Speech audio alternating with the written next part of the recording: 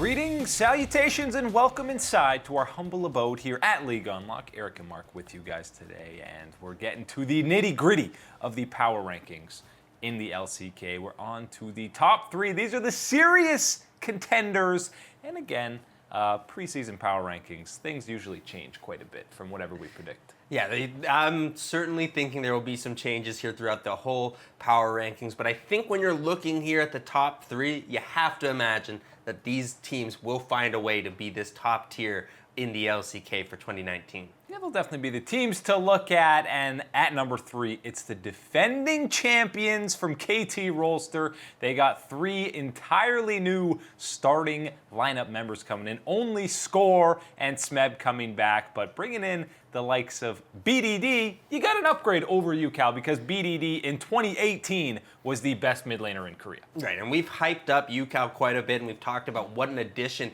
that he is for the Afrika Freaks to get him. But when you're looking at, well, okay, you got to replace UCal and you got to replace that potential there. Who do you want to be getting? Well, if you're picking someone here in the LCK and you can't get Faker, BDD might be the best choice. There might be even some people who would want to take BDD over Faker. That's how strong he's been over the course of the last year. Certainly a dominating mid laner that can handle any matchup that you're going to get here in the LCK. Yeah, and these numbers you're seeing underneath are where we put them in our preseason player rankings by position. So a couple of guys at number 2 for KT there, and that entire top half of the map. We'll talk about the bottom lane in a little bit because people are obviously concerned about it, but that entire top side is just too good to put these guys outside of the top 3.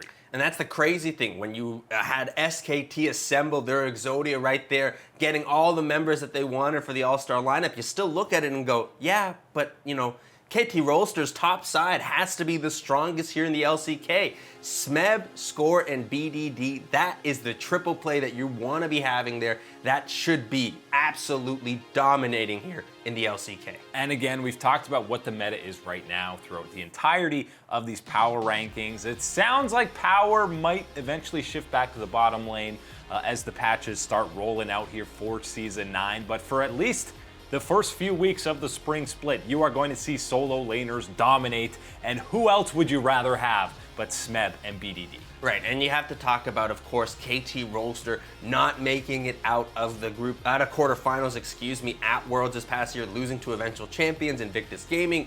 But when you look at that series and you look at the individual performances, I want to really talk about Smeb here because there was nothing that this man could not have done more, really, in that series to try and get KT Rolster the win.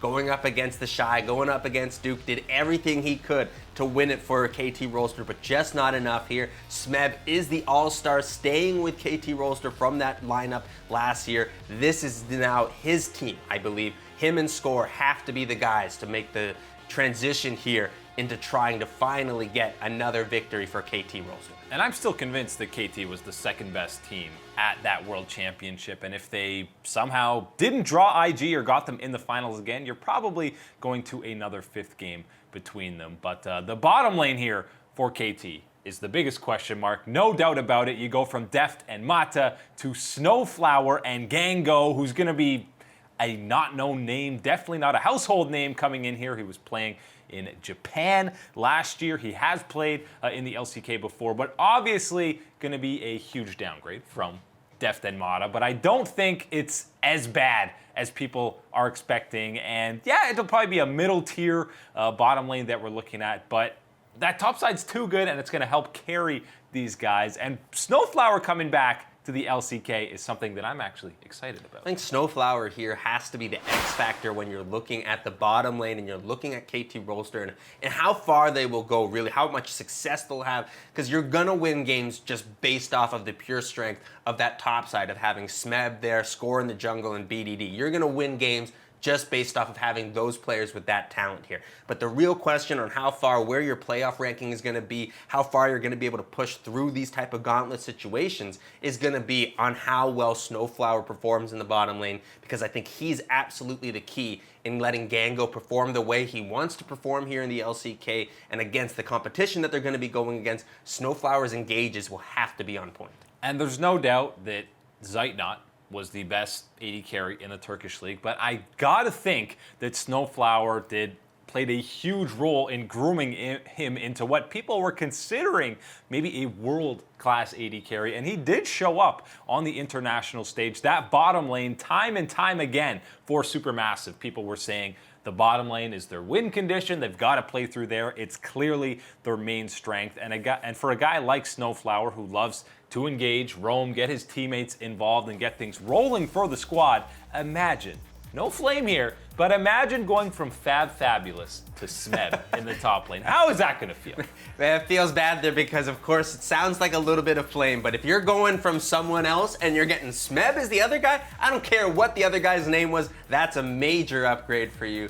Looks to be nice here for Snowflower picking up a team like this with him here. And I think the other important thing when you're talking about Snowflower here is that he's got something to prove. Coming back home here to the LCK, wants to show that, yeah, I went away to the TCL, and not only that, but I improved there. Let me show you what I've done during my time away, and let me put down some beatdowns here back home in the LCK. Yeah, we've talked about it being a rare occurrence that you go to a minor region and actually come back, not on just a bottom tier team. Even Ignar, when he went to EU, he came back on BBQ, which everyone kind of expected to be a bottom tier team. But Snowflower comes back for KT Rolster, and he's really going to have a decent amount of pressure on him to perform because the expectations for KT, as always, are championships. Right. And that'll be the interesting thing as well, as far as not only the X factor about Snowflower making these engages, letting them work there for KT Rolster. It's going to be interesting to see how he develops his chemistry with BDD and with Score as well. As you remember, the support position is so vital in providing vision around the map, controlling these things, making sure